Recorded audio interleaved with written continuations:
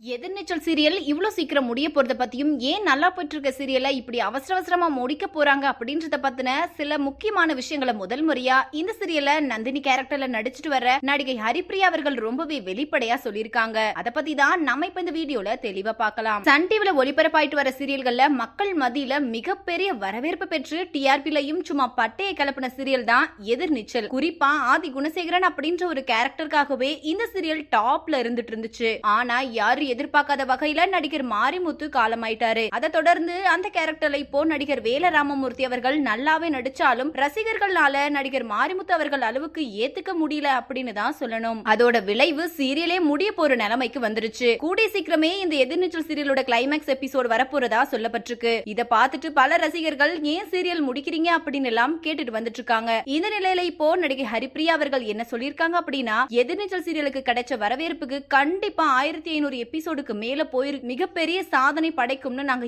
எல்லாருமே ரொம்ப எதிர்பார்த்தோம். ஆனா யாரு கண்ணு பட்டுச்சோ தெரியல. நடிகர் மாரிமுத்து சார் போனதுக்கு அப்புறமா சீரியல் படிப்படியா குறைய தொடங்கி இப்போ முடிய போற நிலைமைக்கு வந்துருச்சு. நாங்களும் எங்களால முடிஞ்ச அளவுக்கு ரொம்பவே நல்லா தான் நடிச்சிட்டு வரோம். ஆனா அவர் இருக்கும் போது இருந்த ஏதோ ஒரு விஷயம் இப்ப இல்லன்றது எங்களுக்கே நல்லா தெரியுது. அதே சமயத்துல டிஆர்பி கம்மியா வரனாலலாம் எங்க சீரியல் முடிக்க சொன்னது எங்களுக்கு ரொம்ப கஷ்டமா இருக்கு. ஏன்னா இது அப்படிப்பட்ட ஒரு சீரியல், தமிழக மக்கள் ரொம்ப விரும்பி பார்த்த ஒரு சீரியல்.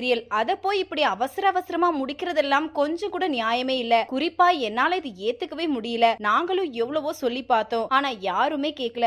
மீண்டும் இதே மாதிரி ஒரு சீரியல் எனக்கு கிடைக்குமான்னு தெரியல அப்படின்னு ரொம்பவே சோகமா சொல்லி முடிச்சிருக்காங்க.